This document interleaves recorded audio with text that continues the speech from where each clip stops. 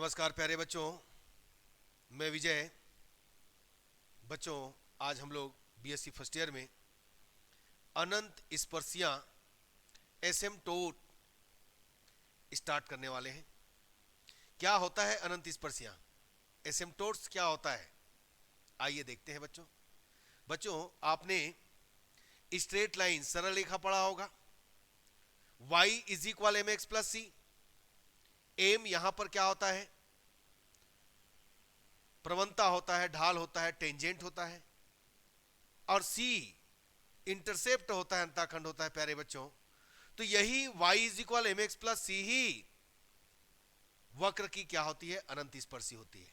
ठीक है, तो आइए देखें क्या कहा गया। देखिए, मूल बिंदु से परिमित दूरी पर स्थित, ये देखो ये मूल बिंदु है, मूल बिंदु से परिमित दूरी पर स्थित एक सरल रेखा AB, हमारे पास एक सरल रेखा AB है। देखिएगा, वक्र y is equal F x, ये वक्र है, y is equal F x की अनंत स्पर्शी कहलाती है।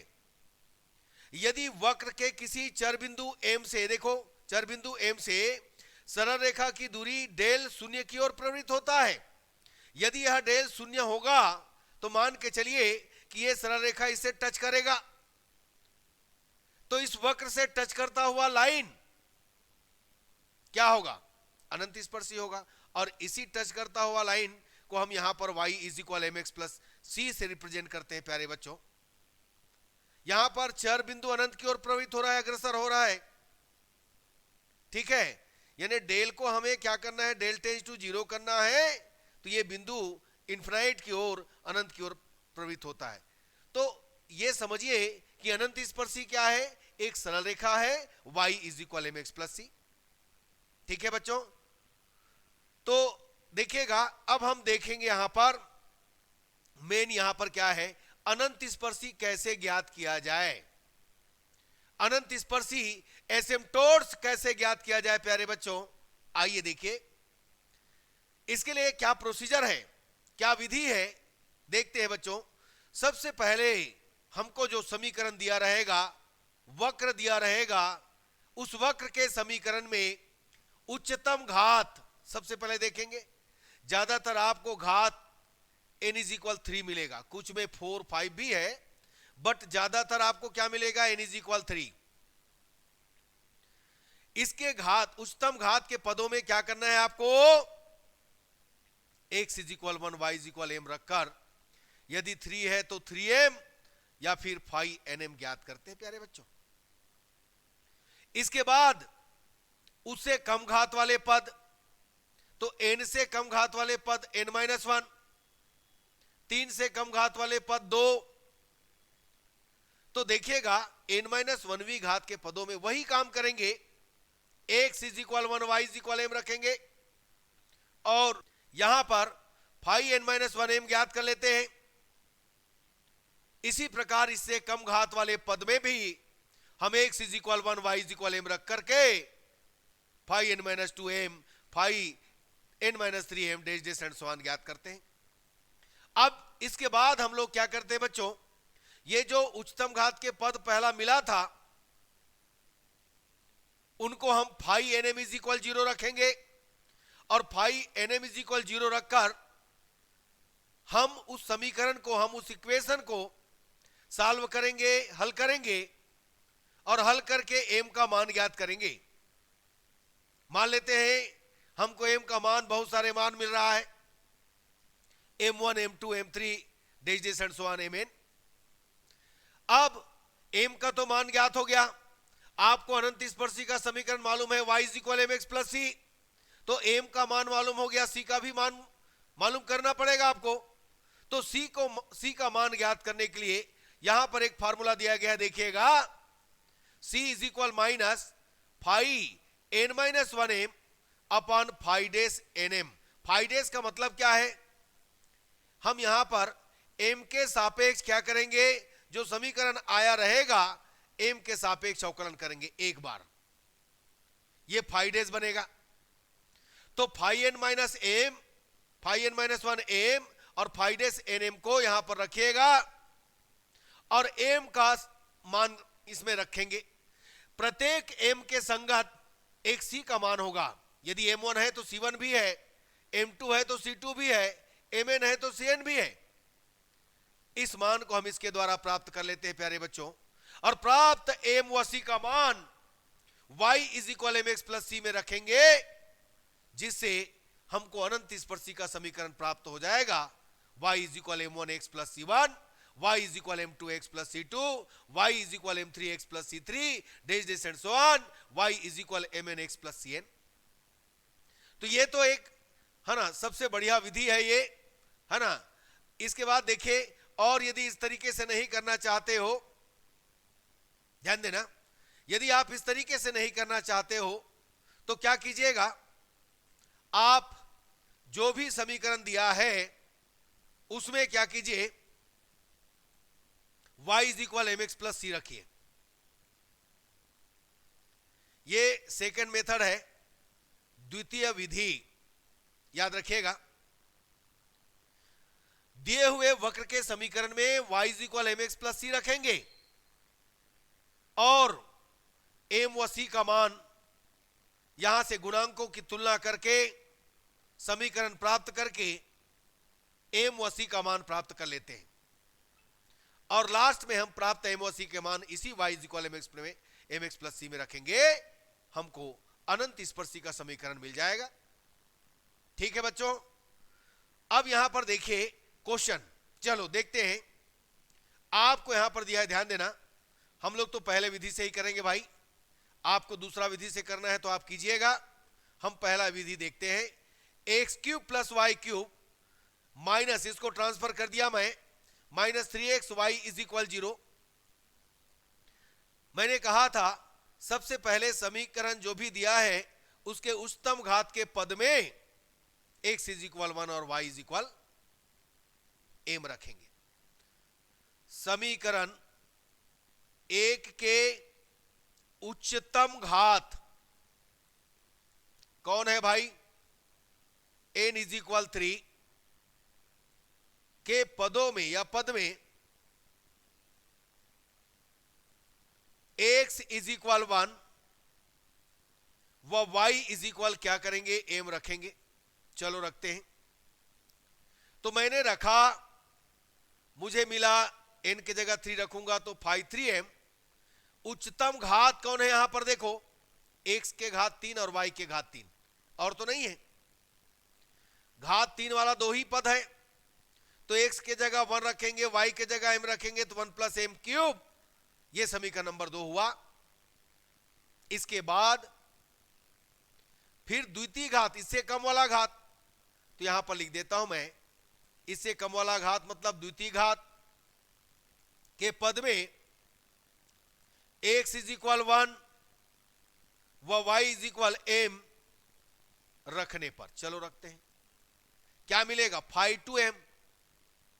तो यहां पर दो घात वाले पद कितना है, आपको यहां पर पदों को माने पदों के घातों को x और y दोनों मिलाकर काउंटिंग करना है। यहां पर देखिए x का घात 1, y का घात 1, दोनों मिलाकर कितना हो गया 2, तो द्वितीय घात हुआ कि नहीं हुआ। हम इसी में यहां पर रखेंगे, इसको कहेंगे 5m माइनस 3a x का 1 और ये आ गया m। इसके बाद तो कोई घात बचा ही नहीं यहां पर। अब दूसरा काम हमको क्या करना है, समीकरण 2 में 5 3m इज इक्वल 0 रखना है। ये देखिए समीकरण 2 में 5 3m इज इक्वल क्या रखना है, 0 रखने पर, चलो रखो। 1 plus m cube is equal 0। बच्चों a cube plus b cube का फार्मूला आप जानते हो, a plus b, a square minus a b plus कितना होता है, बी स्क्वायर। आप यहां पर 1 plus m plus m square right कीजिएगा, सॉरी यहां माइनस आएगा बच्चों, 1 minus m plus m square is equal 0। तो हमारे पास एक आपको मिला 1 प्लस एम इज इक्वल 0 और एक 1 minus m plus m square is equal 0। तो इसका तो हम गुणनखंड नहीं कर पाएंगे, ये कॉम्प्लेक्स हो गया, अर्थात ये आई में आएगा, है ना। इसको हम नहीं लेंगे, हम किसको लेकर चलेंगे, केवल m+1 लेकर चलेंगे। तो m इज इक्वल कितना हो गया, -1। अब बच्चों अभी हमने बताया कि प्रत्येक m के मान के संगत c का भी मान होता है। तो c के मान के लिए हम लोग क्या करने वाले देखिएगा, c इज इक्वल -φn-1। तो φn-1 काम करेगा कौन, φ2m का, ये देखिए φ2m, और यहां पर आएगा φ3-m। ये समीकरण नंबर बन गया 4। अब हम समीकरण 2 का, ये देखिएगा समीकरण 2, 1+m³ वाला समीकरण 2, समीकरण 2 का क्या करना है, m के सापेक्ष अवकलन करना है। तो m के सापेक्ष अवकलन कीजिए, क्या मिलेगा, φ3-m इज इक्वल 0 + 3m²। ये देखिए ये समीकरण नंबर कितना बन गया, 5। अब समीकरण 3 में φ2 का मान निकाले हो और इसका 5, तो समीकरण 3 व 5 का मान कहां रखिएगा, समीकरण 4 में रखने पर। चलो क्या बोला बच्चों, समीकरण 3 में जो आपने मान प्राप्त किया है, क्या प्राप्त किया देखिएगा, -3am है ना, यहां पर रखेंगे -3am और अपान में क्या आएगा, 3m² रखो। चलो तो क्या आएगा, c इज इक्वल -3am अपान कितना, 3m², माइनस माइनस प्लस ये कैंसल, तो c इज इक्वल एक m कैंसल, आपने पाया a/m। ठीक है, अब m का मान कितना पाए हो आप, m इज इक्वल कितना पाए हो, -1। तो c का मान कितना मिला, ये देखिएगा c इज इक्वल भी कितना मिला, -a। ये देखिए अब m व c का मान कहां रखिएगा, y is equal mx + c में रखने पर। ये देखिएगा इसमें रखेंगे, ठीक है, तो इसमें रखने पर आपको क्या मिल रहा है, देखिएगा दोनों m और है ना c के जगह रखिए। ये देखिएगा y इज इक्वल m-1 है, ये माइनस कितना है, a। तो इस तरीके से देखा जाए तो y + x + a, ये अनंत स्पर्शी का क्या मिला, समीकरण मिला। ठीक है प्यारे बच्चों, तो मुझे उम्मीद है आपको ये क्वेश्चन 100% समझ में आया होगा, बिल्कुल आया होगा, बस इसी ढंग से काम करना है। चलिए बच्चों नेक्स्ट क्वेश्चन में चलते हैं। ये देखिएगा अगला क्वेश्चन क्या दिया है आपको, ये देखो, वक्र x³ + 2x² y - xy² - 2y³ plus xy - y² - 1 is equal 0 की अनंत स्पर्शी ज्ञात कीजिए। या तो आप पहले एक मेथड और बताया था उससे भी कर सकते हैं, y के जगह mx + c रखिए, गुणांकों की तुलना कीजिए, m और c के लिए हल कीजिए, m व c का मान निकालकर y is equal mx + c में रखिए। एक मेथड वो है। अब हम तो वैसा उस मेथड से नहीं कर रहे, हम पहला मेथड से कर रहे हैं। ये देखिए x³ + 2x² y xy² - 2y³ plus xy - y² - 1 is equal 0। ये बन गया समीकरण नंबर कितना, 1। चलो मैंने कहा समीकरण 1 के उच्चतम घात कौन है भाई, उच्चतम घात n इज इक्वल क्या है, 3 में x इज इक्वल 1 व y इज इक्वल क्या रखिएगा, m रखिएगा। चलो तो सबसे पहले तो पता लगाओ, मालूम करो कि आपके पास घात 3 कहां कहां पर है। मैंने कहा था कि x और y दोनों को काउंटिंग करना है, हम वेरिएबल की बात कर रहे हैं, ना कि है ना सिंगल वेरिएबल की, कंप्लीट वेरिएबल की बात कर रहे हैं प्यारे बच्चों। तो x³ यहां भी है, दोनों को मिलाइएगा तो यहां भी पाइएगा क्यूब, दोनों को मिलाइएगा तो यहां भी पाइएगा क्यूब, और ये क्यूब, तो इस तरीके से ये आपको मिला है ना क्यूब। ठीक है प्यारे बच्चों, तो चलिए आइएगा देखें क्या है ये φ3m। ये देखो x इज इक्वल 1 रखा, यहां पर x is equal 1, y is equal क्या रखा, m, तो 2m, फिर यहां पर m², इसमें आइएगा 2m क्यूब, ये आ गया समीकरण नंबर कितना 2। अब इसके बाद द्वितीय घात के पद, तो द्वितीय घात हमारे पास कौन है भैया, ये और ये। द्वितीय घात के पद में, द्वितीय घात के पद में x is equal 1, y is equal m रखने पर, चलो रखो, यह हो गया 5 द्वितीय घात का पद कितना है, xy माइनस वाई स्क्वायर है, तो m माइनस क्या हुआ, m स्क्वायर, यह बन गया समीकरण नंबर 3, और बाकी तो और नहीं है, तो बस इतना ही आपको करना है। अब बारी है किसका भाई, 5 3m0 करना है।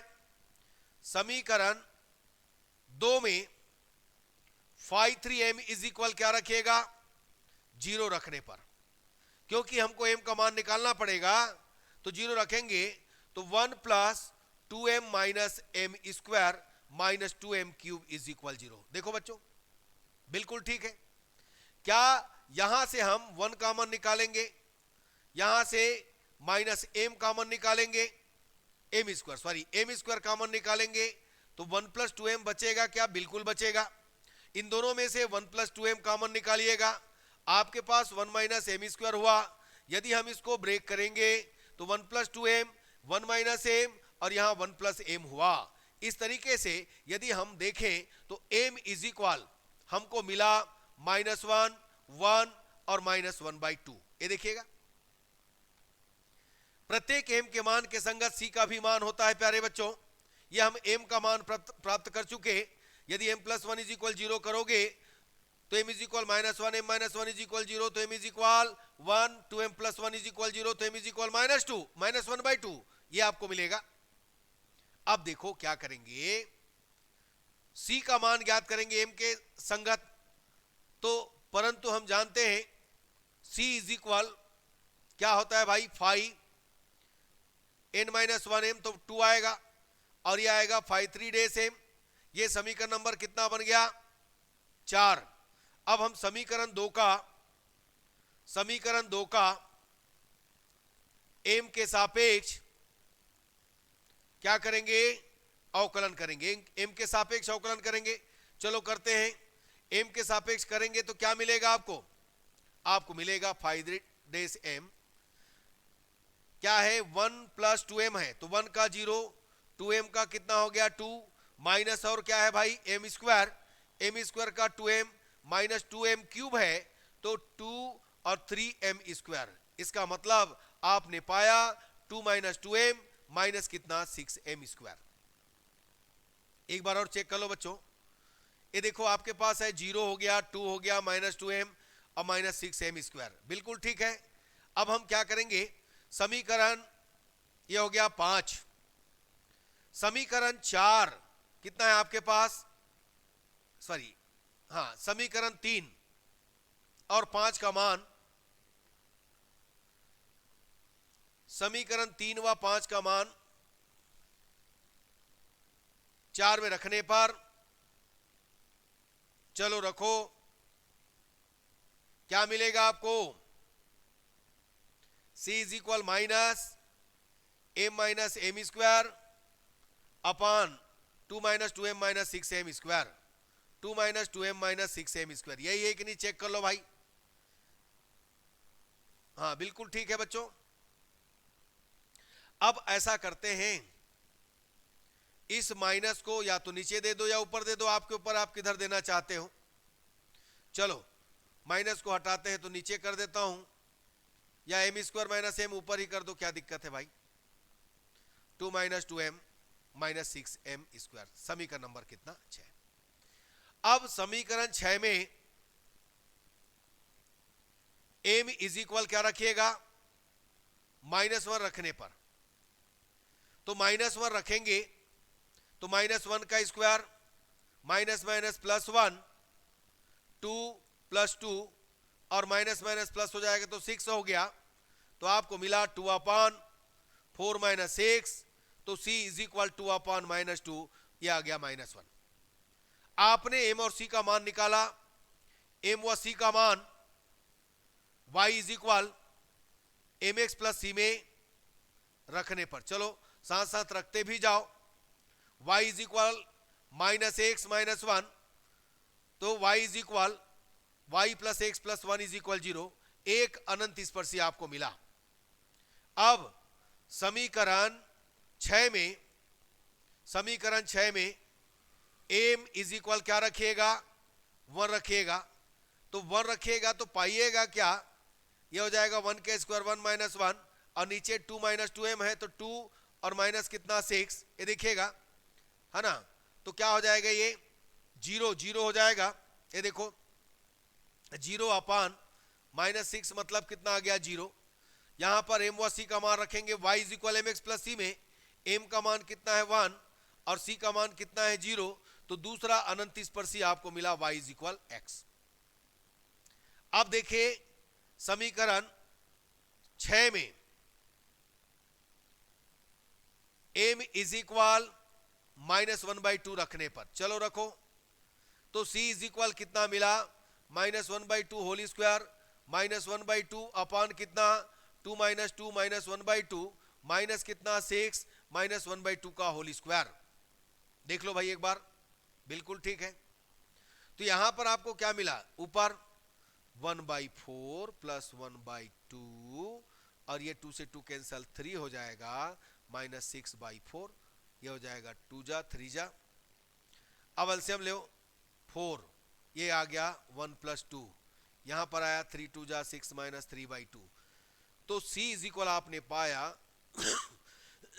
सॉरी 3/4 इंटू हो गया 2/3, ये कैंसल और आपको मिल गया 1/2।